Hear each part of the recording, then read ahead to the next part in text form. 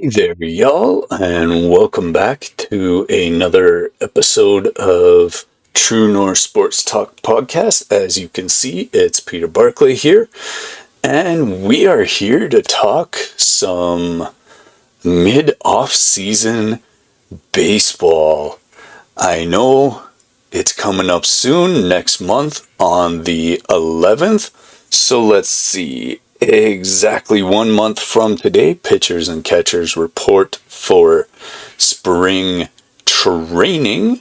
So we're coming down to it. This year is going to be awesome. We have the World Baseball Classic this year. So yeah, there's so much going on. And welcome to the show.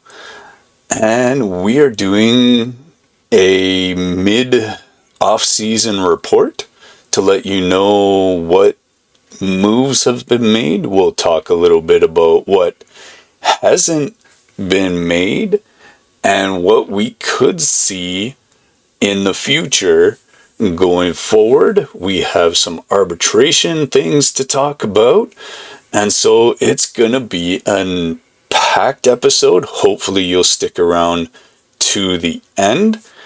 And yeah, so we are, as we mentioned, in mid-January now.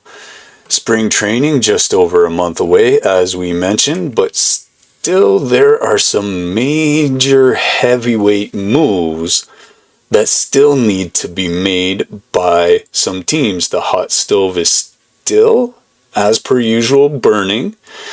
And usually by now, a lot of the big names have been signed. But as it's becoming more common lately, it's taking longer and longer for these guys to sign. So today we're talking about the moves that move the needle, moves that matter, and teams that are getting better, teams that are staying the same, all that kind of fun stuff. Stick around to the end, because we're going to talk not prediction, but there's a couple of teams we think might be surprises this season, or as it were, like we did with the World Juniors, a dark horse. And so I invite you guys to jump into the comments and let us know who you think might be a dark horse team this year. Use the hashtag True North Sports Talk and yeah, get those opinions in and let us know.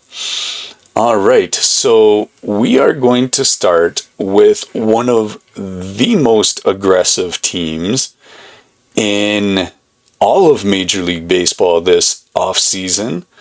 And this also happens to be the team that we here at True North Sports Talk podcast. It's our hometown team, the Toronto Blue Jays. But we're not only going to focus on them, but you got to admit, after that run to the World Series and all the things that were possible after that and are still possible, you had to know they were going to have a crazy offseason. They have money to spend. They're willing to spend like they've never spent before. And why the heck not? They got Vladdy wrapped up to a new deal last year. So that was the first domino to fall. And yeah, so the Blue Jays, what an offseason. They started out with Dylan Cease. Hot on his heels was Cody Ponce. Then they went after Tyler Rogers, who had a very interesting deliver. Chase Lee was on that list of guys they signed.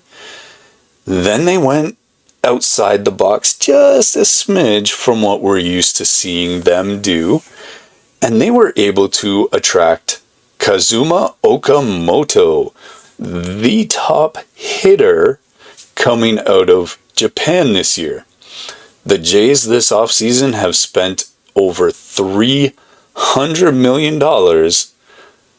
And guys, there's still room for Bo Bichette. That's the scary, crazy, cool part about all of this. They can get Bo Bichette back. They could also get Kyle Tucker. Not saying they're both going to happen.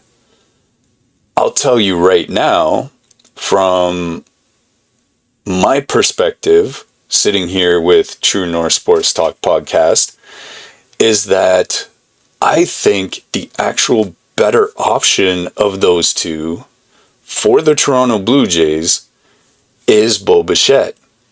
Now, this team is crowded with options. Think about the outfield for a second, and this would be before Kyle Tucker. You have Davis Schneider, Dalton Varsho, you have Nathan Lucas, you have George Springer, who can still play the outfield, you have Joey Loperfido, you have Anthony Santander, and from what I've heard, Okamoto can play the outfield. Then you have Miles Straw. We haven't even talked about him yet. And he is probably the second best defender in all of the outfield. Then you have Addison Barger, who last year proved that he is just as good in right field as he is at third base. And he also proved last year that he is an everyday player. It doesn't matter whether there's a righty on the mound, a lefty on the mound. Addison Barger can just go get it. To the point, I would rather see Addison Barger hitting against lefties than Dalton Varsho or Andreas Jimenez, the two resident lefties the Jays have had over the past couple of years. And that's saying something. Now, that's just the outfield. And I'm sure there's probably a name or two I haven't even mentioned there, because Ernie can play the outfield if you need to. All right, let's talk the infield. How loaded is this infield? You got, obviously, Vladdy at first. You got Okamoto, who can play third and first. You have Ernie, who can play every position. He could probably be a catcher too. From what I remember last year, he was the emergency catcher if they needed one, but you can put him in at third, short, second. He's played first, although that's probably his weakest position. He can catch. So you got Ernie, you got Vladdy, you got Andreas Jimenez, who could win Gold Glove at either second or short. You got Okamoto. You got Davis Schneider, who can slot in at second if you need him to. And Loperfido can play first if you need him to. And somewhere lost in all this mix is the potential of Isiah Kiner-Falefa. Now, don't get your knickers in a knot about that play at third base and the subsequent out at home. Isiah Kiner-Falefa is more than just that play. He's very solid. He can fill in where you need him to. But look at that. Look at how stacked this team is. And then, should you choose to, we didn't even mention Alejandro Kirk yet, who will be the everyday catcher. You got Tyler Heineman, who is backing him up. We'll talk about him later in the arbitration eligible players. And then what if you threw Bo Bichette into that mix? Either at second base or at shortstop. The guy who since 2018 has been the best hitter in all of baseball. You don't believe me? Look at his numbers when he is not injured. He is number one in hits. I don't care about home runs. You'll find that about True North Sports Talk. We don't care about home runs. Maybe a 20th of the time you get a home run in baseball. So those big home run hitters, all the power to you. But what do you do the other 700 at-bats? That's my question. Can you get on base? Do you get on base? Because it's more than just 40 home runs or 50 home runs in a season. Because you're going to get 700-800 at-bats. If you're only hitting a home run 40 times out of 800, what do you do the rest of the time? That's my question. So I look at Bo Bichette. Yeah, he's going to hit 20-25 home runs when healthy. But he does so much more than that getting on base. When he's healthy, he's an intelligent, high IQ base runner. And his fielding is probably his weakness, but y'all don't know how hard he works at it. So he is, to me, far more of a guy we need than Kyle Tucker. Because if you're looking at Toronto's outfield, who hasn't earned their spot out there to give it up to Kyle Tucker? I don't know. And then you talk about having seen George Springer having a timeout with Kyle Tucker. You see Miles Straw posting on Insta trying to get him to come here. Hey, if you can get both, I mean, why not? But who's the odd man out here? Either the infield or the outfield getting those two guys. Because you got a pretty scary team here. No matter how this shakes out. Because there's still a chance that the Blue Jays get neither. Alright. So, the New York Yankees, they've retooled a little bit after losing Juan Soto. The Baltimore Orioles made some pretty big moves this offseason. We'll talk about that a little bit later on. The Boston Red Sox.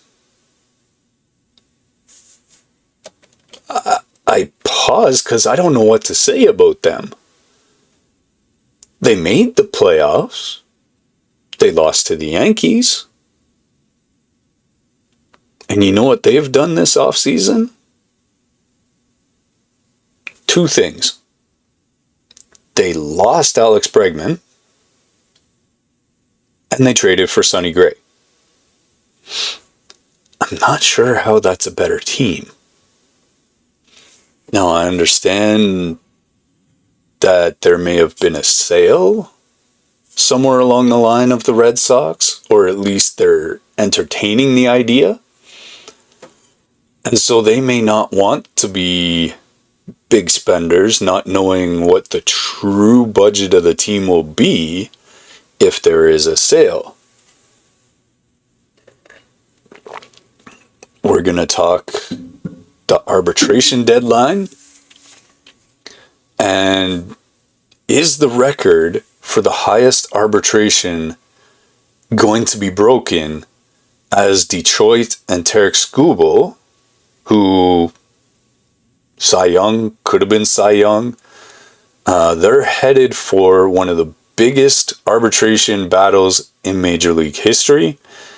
As it stands right now, there's a $13 million gap between their offers. We're talking Gunnar Henderson, Randy Arozarena, as they both got paid this offseason, and lots of other stars to talk about. We're going to finish off, as I mentioned, with our surprise team for 2026, a team that could shock the way the Tigers did last year, because the Tigers went, the Blue Jays were a shock last year too, going from pretty much worst to first. Now, the one thing we know, just as a little hint, is that the AL East is a beast. It always has been, ever since they changed the alignment to what it is today. And there's 5 teams in that division that can make you sweat. That's why the Blue Jays swung big this offseason, why they're still swinging big this offseason. And yeah, there's a lot of things. Now, there's 2 guys that I'm not sure we've mentioned here, but I'm going to mention them right now, that are kind of addition quietly to the Blue Jays pitching staff as well. There's 2 guys that were injured last year that, because of all the other stuff going on, have almost been completely forgotten. And that is a back-end guy in the bullpen named Jimmy Garcia. And the other guy has done back-end work before he went on a good, solid starting pitching run. And that is Bowden Francis. So one of the questions John Snyder is going to have to figure out is, how do they fit into the pitcher this year? So this offseason has been incredible so far, but it ain't over by a long way yet, because opening day, even though pitching and catching's a month away, opening day is like 2.5 months away. So there is a lot that can happen, because we've even seen signings, thinking Joey Votto type deal or any guy like that, where they even get signed in spring training. So we are going to start off with the Blue Jays. As mentioned, we've done a whole lot of talking about them already. But as you may have noticed, they are all in on this season. So coming into this offseason, they were the runner-up to the World Series. And there are many corners of this fan base that feel the Blue Jays got robbed of their rightful 3rd World Series in franchise history. They made it to Game 7. They made it to the 11th inning against the Dodgers. And the heartbreak that was felt in this country, and you could feel it palpably for a good month after that final Game 7. They were this close, like a couple of hairs away. That Pages catch, the ball under the wall, that play at home plate with IKF. Like, they were this close. This close. In fact, they should have won on at least those 3 occasions. And so management said, yeah, hold my beer, because we ain't done yet. So what did they do? Well, they took a Babe Ruth swing. They called their shot, and they went out to make it happen. So, according to Fangraphs and Spotrac, the Blue Jays have committed about $337 million in new money this offseason. That's the most of any team in baseball. More than the Dodgers, because the Dodgers are pretty well hamstrung. More than the Mets. More than the Yankees. And Toronto is spending like a team that knows it has to win a championship now. However, you also have to keep in mind that as much as I don't like Ross Atkins and Mark Shapiro, there is one redeeming quality about that duo that I'm actually okay with. And that is when they go out and spend $210 million on a player, it's a guy who's got some run left. It's not a Justin Verlander, a Max Scherzer. They spend $210 million on a guy in his 20s who they're going to have for the next 7 years, so 2033. And that was Dylan Cease. And that's the first and biggest move, and where most of that $337 million went. So that happened on November 26th. The Blue Jays signed him to Dylan Cease to a 7-year, $210 million contract. Some would say this is the largest free agent contract in franchise history, surpassing George Springer's 6-year $150. And y'all might be going, well, what about Vladdy? That was a big contract. You have to remember, though, Vladdy still had one more year on his contract left when he signed that contract. So Vladdy's contract kicks in this year. So he wasn't technically a free agent. So, yes, he has the biggest contract overall, but not the biggest free agent contract. So let's just make sure we keep that differential in mind here. Cease is 29 years old. He's turning 30 this month. So by the time he's done his contract, he'll have gone through his prime years. He'll be 37 years old. He's coming off a bit of a down year in 2025, which probably made him more available. But you have to look also at the team he played for in 2025 in the San Diego Padres, which quite possibly was the biggest disappointment out of everyone last season, just based on the expectations that were there. He went 8-12 with a 4.55 ERA for the Padres. That's not great, but there's some important things to remember. One, how did the team play behind him? That's probably the biggest thing out of all of this. But his underlying numbers, the ones they don't talk about as much, because for whatever reason, ERA is still the tie, or the crown, as it were, the thing everyone looks at, because they think it's the easy. It's like home runs. If a guy hits a lot of home runs, he's a good hitter. Well, no, there's guys that hit 50 home runs and bat .215.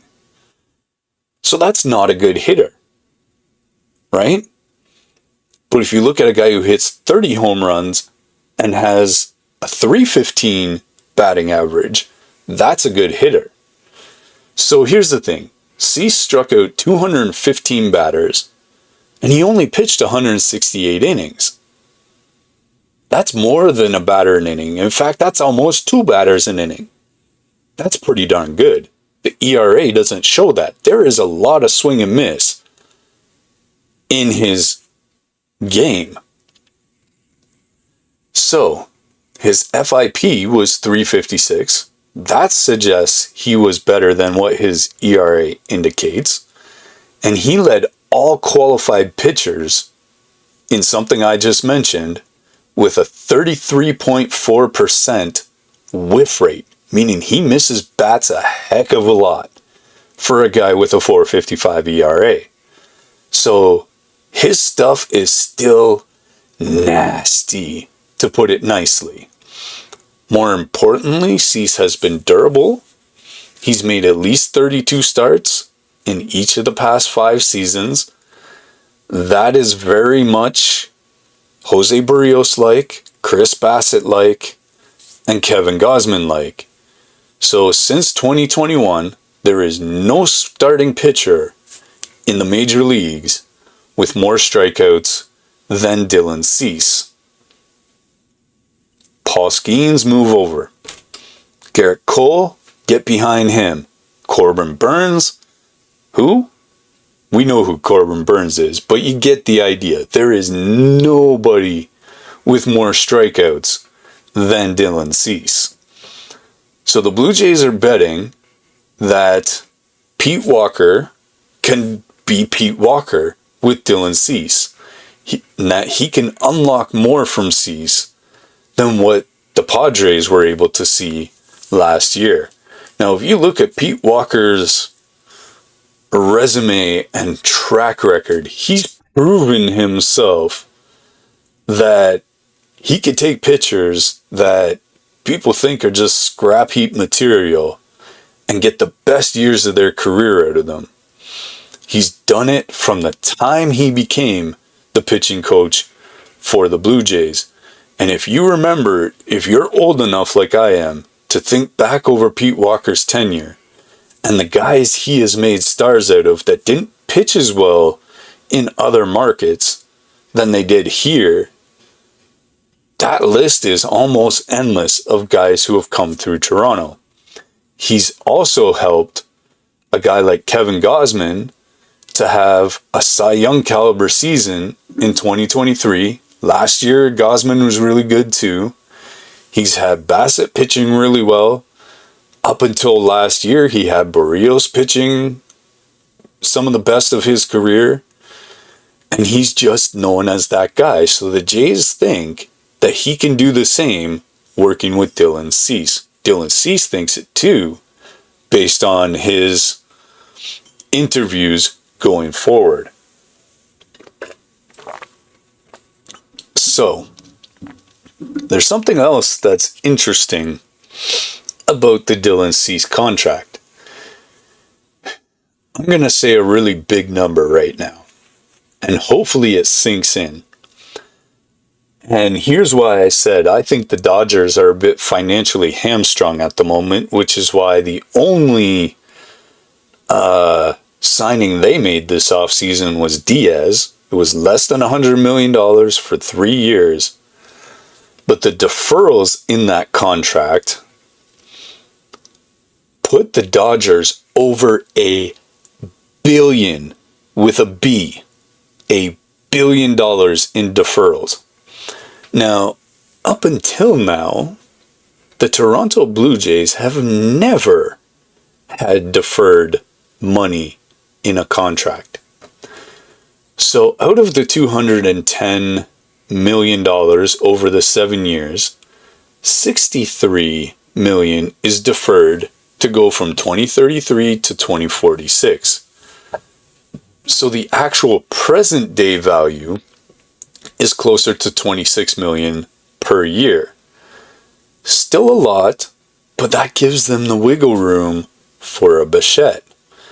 Now you got to remember something here, and I'm just going to throw this out there because I don't know if I put it in later on, is that say you sign, if you're the Dodgers, Kyle Tucker to $40 million for an average annual value. And I'm thinking the next collective bargaining agreement, the owners for sure are going to have to put this in there. But maybe even the players are going to have to push for this. Not a salary cap, but they're going to have to put a cap on deferred money. I don't know what the magic number is for that. Maybe it's 500 million. Maybe it's 100 million. But they're going to have to deal with $1 billion in deferred money. Obviously grandfather in the Dodgers because they've already made commitments. But no other team going forward is going to be able to reach that threshold. I think they got to put a cap on that in the next CBA. But that being said, 26 mil per year, 63 deferred. So that puts it 160, I want to say, million over the 7 years, and then 63 after that. So that gives you room for one of a Bichette or a Tucker, because that's, that helps, right? And does a Bichette or a Tucker take some deferred money to come here and win now? Right? That's a question. And that's a big, elephant in the room kind of question. So, Cease also had a limited no trade clause that allows him to block trades to 8 teams. And as always, there's performance bonuses. $150,000 for a Cy Young, $50,000 for the All-Star game.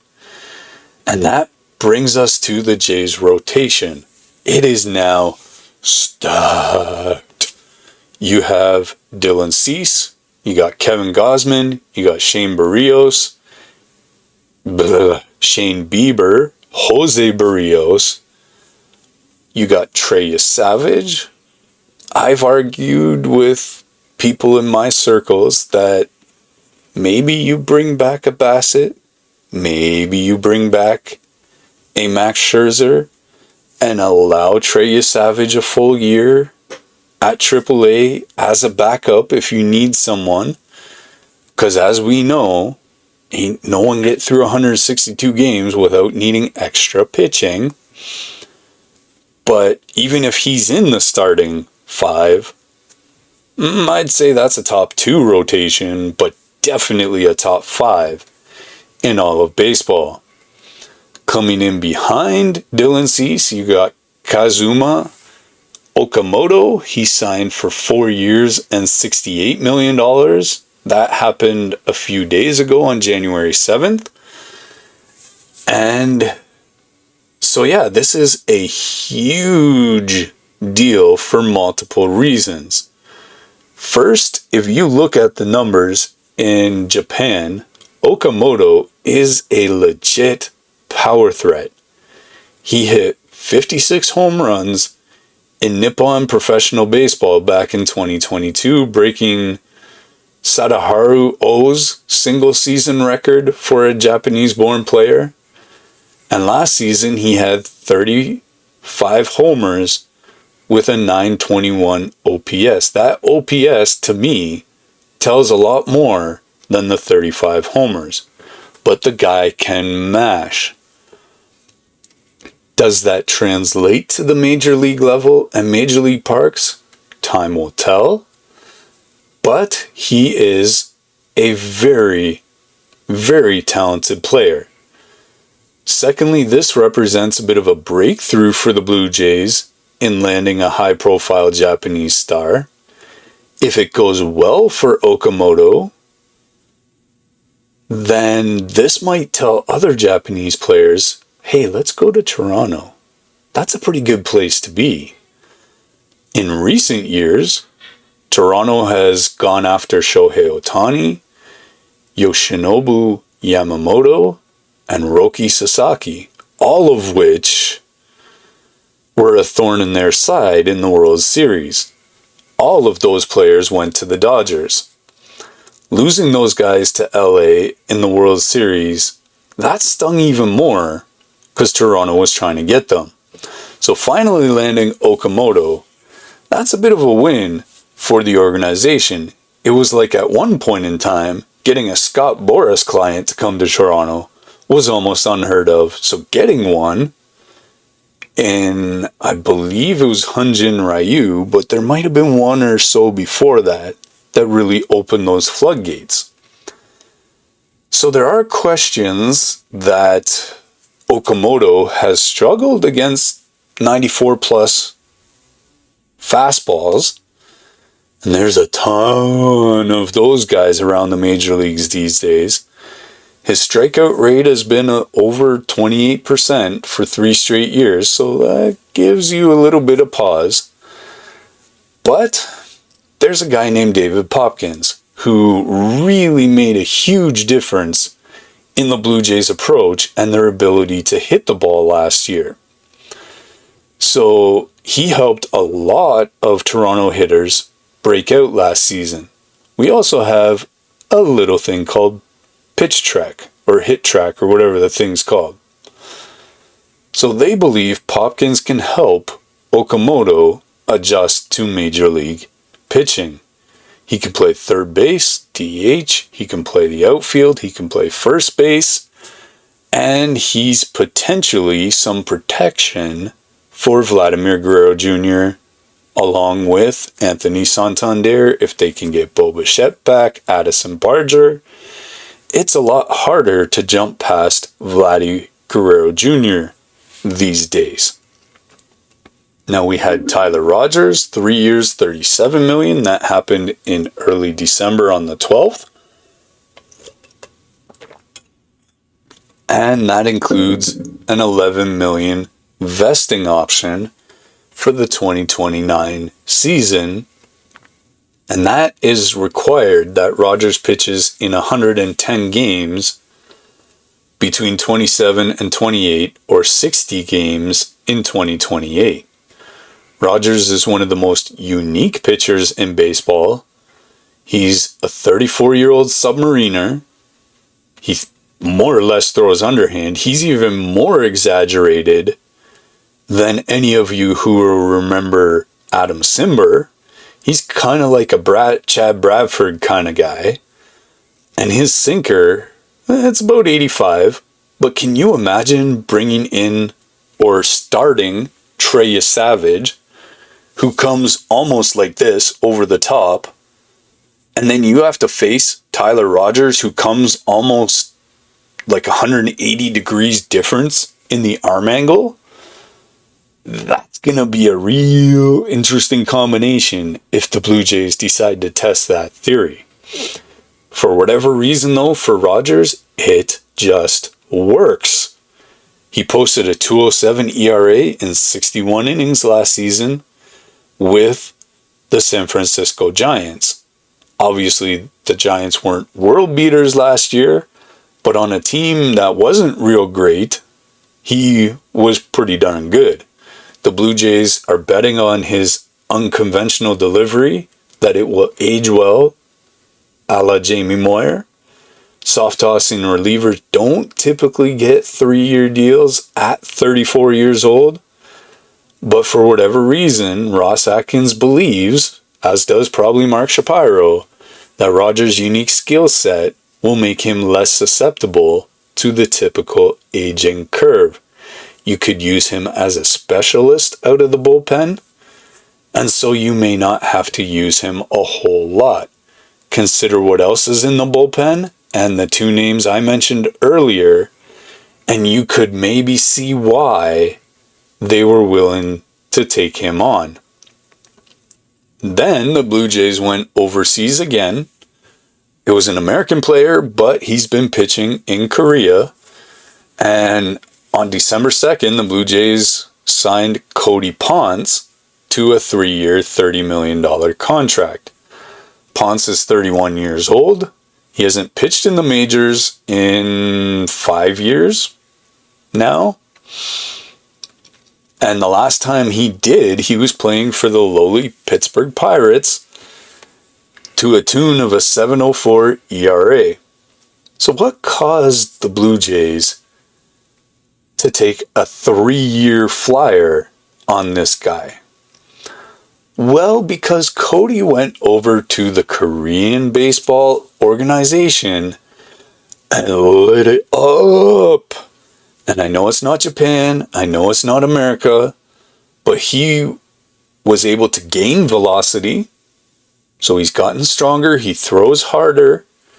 And last year he went 17-1 with a 189 ERA for the Hanwha Eagles. And he also won the MVP of that league. In 180 innings, he struck out 252 batters. Now that's Dylan Cease numbers in a different league.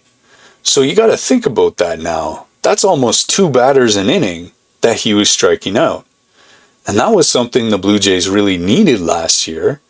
And Cody Ponce can either slide into your bullpen, he can spot start for you, maybe he's the long man, who knows. But he's right there in the mix. You maybe start him at AAA and bring him up as necessary. So we still have to see if that added velocity, if that newfound whatever he found over there translates to the major leagues. But at $10 million per year for back end of the rotation depth, that's a pretty reasonable gamble, I would say. So, other moves, well, we mentioned Chase Lee earlier. They traded him into the organization from the Detroit Tigers. They will get to it a bit later on, but they did avoid arbitration with Dalton Varsho. So we'll get to the number and all that in a bit. But that was very important to have their Gold Glover back in the mix next season. They are still in pursuit of Kyle Tucker. They're still in pursuit of Bo Bichette. And these are some of the top free agents on the market. The Blue Jays luxury tax payroll is now around $309 million. They're paying 110% tax on anyone else that they sign, but they don't care. They're coming off a World Series appearance and they're all in. The question is, will it be enough? The Dodgers are still the team to beat, as most people in this sphere will tell you, but the Blue Jays are trying to make all the right moves so that last year's heartbreak turns into this year's triumph. Now, just another note on that 110% tax, because this seems like it'll affect the Blue Jays as much as it will the Dodgers. So say you sign Kyle Tucker to $40 million, and I never finished this thought earlier. If you pay him $40 million annual average value, that now becomes $85 million because you're over a certain tax threshold. And in the Dodgers case, you've been paying that for more than 3 years. And if you have been, that causes the 110% to really kick in and bite you in the butt. Now, the Blue Jays might be able to avoid that being year one where they're over that, so they could get away with it a little easier, but is Kyle Tucker worth $85 million a year to you? Or to anyone? He shouldn't be. So this is the major question for a Blue Jays or a Dodgers looking at signing Bo Bichette or Kyle Tucker is, can they justify $84 million a year for the player? The player obviously doesn't get that full 84. They just get the 40. And the rest goes into the competitive balance pool. But can you afford to do that as a team? Are you willing to do that as a team? Does your owner allow for that? Is the big question. All right. So we've gone through a whole heap of stuff with the Blue Jays. Now we're going to talk about a couple of other teams here. Starting with the Yankees lose. And that is the New York Yankees, who are still trying to figure things out after Juan Soto walked last year. And after they lost to the Blue Jays in the division series in this year's playoffs. So last year, Juan Soto signed a 15-year, $765 million contract with the Mets. That left a pretty big hole to fill in that lineup. So that hurt for them. He was a big part of their offense. When he was there before last season, he hit 288, 41 homers, 109 RBIs. And so that kind of production really was hard for them to get past, really. Well, they ended up adding Max Fried to the rotation, which was a genius move considering Garrett Cole was hurt again last year. But they really haven't done much beyond that this year. Looking at what they've done this year, they really haven't gone out and done a whole lot. They got Devin Williams, I believe. No, Devin Williams went to the Mets. Yeah, the Yankees really haven't done anything of note this year. They've been trying to re-sign Cody Bellinger, who opted for free agency. He had a good year, or finish to the year with the Cubs last year. And he's a guy they really want back. Throughout last season, they went out and got McCann to solidify third base a little bit. But yeah, there's not really... Oh, they did get Devin Williams. I'm sorry. I made a mistake there. So they got Devin Williams from the Milwaukee Brewers in a trade.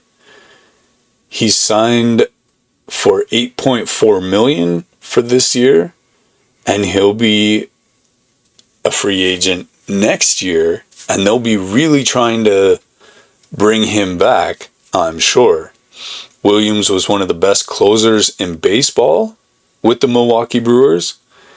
He had a 1.83 ERA. He has a bit of an airbender changeup that is just filthy. So that'll be a big thing for the Yankees back end of their bullpen, because that was a big problem for them last year, especially when it came to time to beat the Blue Jays, is the Blue Jays just waited out your starter and just beat the bejeebers out of a lot of bullpens last year. So, we'll see. The Yankees are hoping he can stabilize what was a real shaky aspect of their team. And we'll see what they do when it comes to Jazz Chisholm and what they do with Anthony Volpe. Because their middle infielders were something to be desired last year. They signed Paul Goldschmidt to a 1-year deal. He's kind of aging out a little bit here, but he is a veteran. When he's good, can still hit 20 plus home runs. The Yankees this year, give me a sec, guys.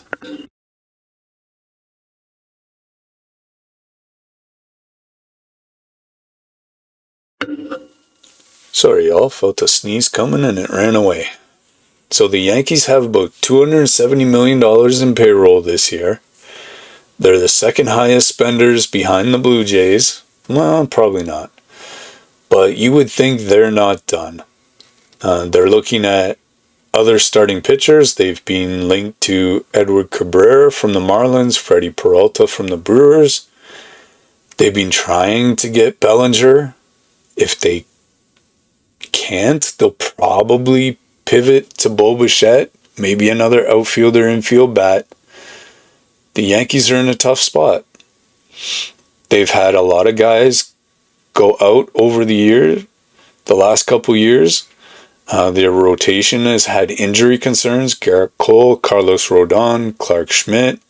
They're all expected to miss the start of the season, recovering still from elbow surgeries.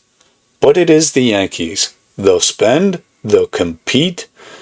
They may not be the juggernaut they once were, but you can't sleep on them. All right, Baltimore Orioles. Now this was one of the biggest surprises in a bad way last year, kind of the opposite of the Detroit Tigers. Now we mentioned a dark horse or a surprise team this year, and I think this is a pretty good choice. Not 2025, but the year before that. This was the team that gave the Yankees a good run for the AL East. So this team has some tools in place that if it bounces back, and I mean they changed managers last year, so it'll be interesting to see, because if they fall flat again, there's going to be some heads rolling in the land of the Baltimore Orioles. But this is our surprise team for this year. They have made some strong moves. They have been aggressive.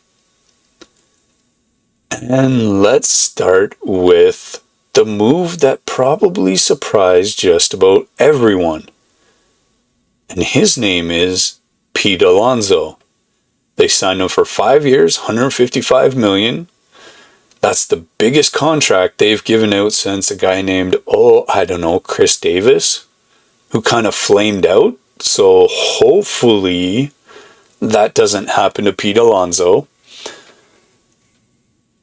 Turns out Davis was a first baseman just like Alonso. This is the biggest free agent signing in Orioles history. Alonso bet on himself last year by taking a much smaller contract with opt-outs, and it paid off big time. After he had a bit of a down year in 2024, he signed a one-year deal with an opt-out, and he bounced back massively last year, hitting .272, 38 homers, 126 RBIs, and I'm sure there's a lot of other numbers we could throw out there. He opted out, went to free agency, and he got paid. For the Orioles, this is a statement. They've been linked to big-name free agents for years, but they were never able to get the deal done. They were finalists for Kyle Schwarber before he re-signed with the Phillies, and then they finally landed their guy in Alonso. Baltimore needed an upgrade at first base. Ryan Mountcastle has been solid. He's always a Blue Jays killer, but he's not the difference maker that the Baltimore Orioles need. Hence, they went out and got Pete Alonso. Alonso is a 30-homer threat every single year. He brings power and leadership and a veteran presence to a very young Baltimore Orioles team that is much needed for them. The Orioles traded for Shane Baz from the Tampa Bay Rays.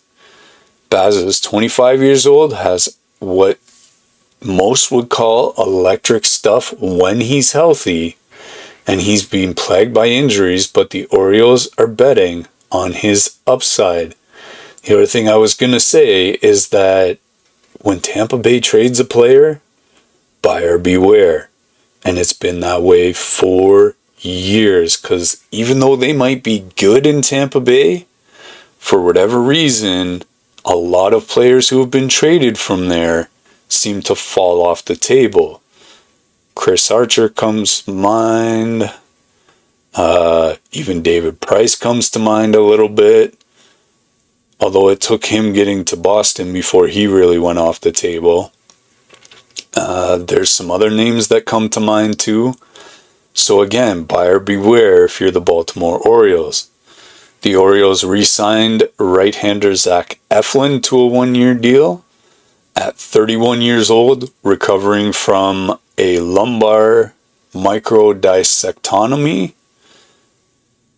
He's hoping to be ready for opening day, but there is definitely some risk there. Although a couple years ago, Eflin was dynamite for the Orioles.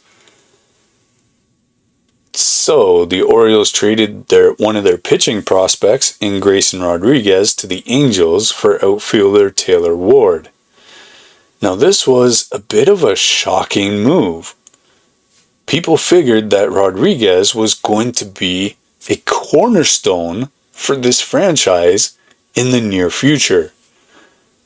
For whatever reason though, the Orioles valued Ward's bat over the pitching of Grayson Rodriguez, and they were kind of looking for a ready now kind of scenario. Ward avoided arbitration with the Orioles. He's a solid left-handed hitter that plays the outfield. Alright, so let's run through some arbitration signings. Gunnar Henderson signed, Adley Rutschman signed, Dean Kremer signed. Gunnar Henderson got a massive raise.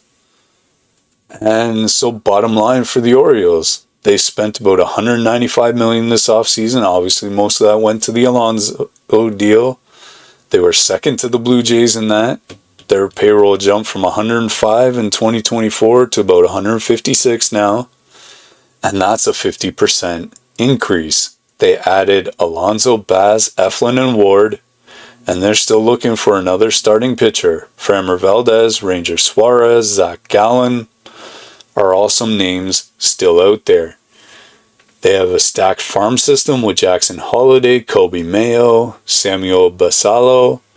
They're all knocking on the door. So if those guys are needed, are called upon, and can contribute along with the veterans that Baltimore has brought in, we're thinking they could shock the league just like the Tigers did last year.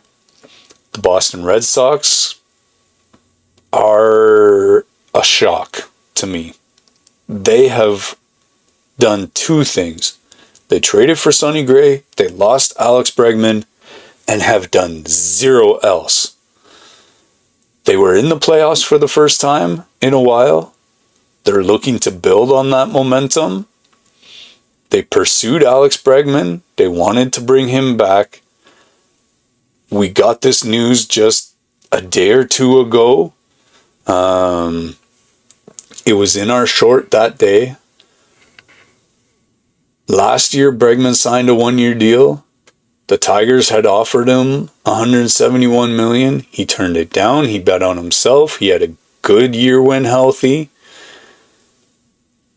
And so, yeah, breaking news. Just the other day, January 10th, Alex Bregman signed a 5-year, $175 million deal with the Chicago Cubs. So that means the Red Sox struck out. Bregman chose the Cubs over Boston. Toronto was in the mix for him a little bit. Detroit obviously was back in the mix for him. But the Cubs gave him $175. They gave him a full no trade and no opt-outs. For the Boston Red Sox, that is a gigantic blow to their offseason. Which is why I've been saying all along that they lost Bregman, because a couple days ago we had known that was happening. The Red Sox traded for Sonny Gray, as we've mentioned. The St. Louis Cardinals is where he was the last year or two. And he's reworking his contract and will make $31 million this year. He's a veteran righty. He's got playoff experience. And so that will be a big thing also. One other smaller move is, again, from the Cardinals. They acquired Wilson Contreras. He gives them flexibility in their catcher DH position. But the bottom line is, they've only spent $5 million this offseason. They're being very careful with their payroll. They're active on the trade market, but not so much signing guys. So they're still in the market. So look for them to be looking at Cody Bellinger, Kyle Tucker. I've heard whispers about Bo Bichette. I don't know why, though, unless you want him at second, but Bo really doesn't fit their team that well because their opening is at third, maybe, and really not at Bo Bichette's positions. They got Trevor Story. Their second baseman is really good. Forgive me, his name escapes me right now. But Bo doesn't really fit their mold unless they're going to use him as a DH, in which case, why'd you go out and get Contreras? Boston has a solid core. They have Jarren Duran. They have Tristan Casas and Roman Anthony. If they can add one more impact bat, then again, the AL East, they'll be right there as part of the teeth of the beast. All right, so we're running up towards our time here. We're going to run through quickly some arbitration numbers. So you have Tarik Skubal. He's going to arbitration with the Tigers. We've mentioned that. Again, the $13 million gap. So he either sets a new record. Well, he probably will anyway, but still, it's going to be pretty crazy. He's the 2-time AL Cy Young Award winner. He's been dominant. And I know teams are just even though he's that guy, it's like, I don't want to give up so much money, but it's like, what he's asking for, why don't you just pay it? I don't know all the numbers for the Tigers, but I can almost guarantee you they are nowhere near the threshold the way the Blue Jays and Dodgers are. So whatever he asked for, why are you fighting with him? How are you going to argue he's not worth his number? He was a playoff dominant. He won the Cy Young Award. What more does he got to do? If he was a free agent, what would you give him? Why not just give that to him? Doesn't make any sense to me. So, some of the top salaries. Juan Soto got $31 million. Ohtani got $30. Vladdy got $28.5 at one point. Mookie Betts $27. Arenado got $26. Josh Donaldson $23. Remember that deal? Juan Soto got $23 at one point. Bryce Harper $21.6. Lindor got $21.3 and Alonso $20.5. So if Skubal gets $32 million, he will pass that record. So some of the biggest settlements on the deadline day, you had Arozarena getting $15.6, Brady Singer getting $12.7, Taylor Ward with the Orioles getting $12.1, Luis Luzardo with the Phillies getting $11, Logan Gilbert getting $10.9, and the Blue Jays' Dalton Varsho getting $10.75. So, other notable settlements, Adley Rutschman, 7.2, Hunter Brown, 7.4, George Kirby with the Mariners, 9.2, Jazz Chisholm, 6.6, Brendan Donovan, 5.8. Some of the players who didn't settle, obviously Skubal. There was William Contreras, Joe Ryan, Isaac Paredes, Yanier Diaz, Bryce Miller, Edwin Uceda. And with the Blue Jays, we had one guy that they weren't able to reach a deal with, and that is Eric Lauer. And that is very sad, considering he was a huge part of turning around the Jays season last year. The arbitration process can be fascinating and mind-boggling at times. In the case of a guy like Tarik Skubal, it's like, why not give him his number? It's kind of a relic of a bygone era for baseball. And with Skubal's case potentially setting a new record, it's going to be the biggest story going into spring. As we mentioned, our surprise team is Baltimore. We've already talked about the moves that they made. Last year, the Tigers shocked everyone and finished 86 and 76. They snuck into the playoffs as a wild card and made it all the way to the DS before losing to Cleveland. No one really saw that coming going into the season. So, why do we think Baltimore is going to be that team this year? Well, number one, they have an elite young core.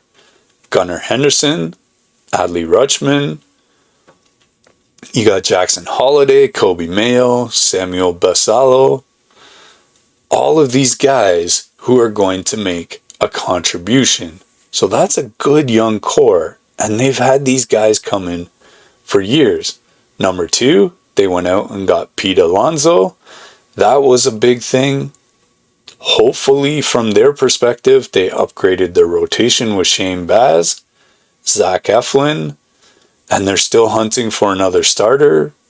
Maybe a Suarez, a Gallen, and Mike Elias. The Orioles GM has been criticized for being too conservative. But this offseason, he's really been more aggressive. He's spending some money, he made trades, and it seems like he's going for it quite a bit more. Motivation, number 5. After a disaster last year, the Orioles really have something to prove. They're angry, they're hungry, they're loaded with talent. But again, they're in the beast of the AL East. It's stacked as usual. You got your Yankees, your Blue Jays, your Red Sox, all contenders. But the Orioles could surprise, just like the Tigers. And I'm going to throw one more possible surprise in there. And I'm going to tell you why. Don't sleep on Tampa Bay. That could be a really good team. And the reason I think that team is going to surprise a lot of people, and we haven't talked about this a whole lot, but they're going to be playing in Tropicana next year. It seems something was off last year. They were playing in the Yankees minor league stadium because Tropicana had its roof torn off by a hurricane. And so this year, they are back at the Trop. That stadium is a nightmare for opposing teams. So don't sleep on the Rays either. They've been quiet in their moves this offseason. But as you know with the Tampa Bay Rays, they are moving in silence with a lot of intelligence. So don't sleep on them either, especially our Blue Jays. You can't discount them as being back up where they have been for the last decade. Alright, y'all, so we're just over an hour. That's it for today. We had a massive breakdown of the offseason. We covered the Blue Jays and their $337 million spending spree. We've talked about the Yankees, the Orioles. We talked Red Sox a little bit.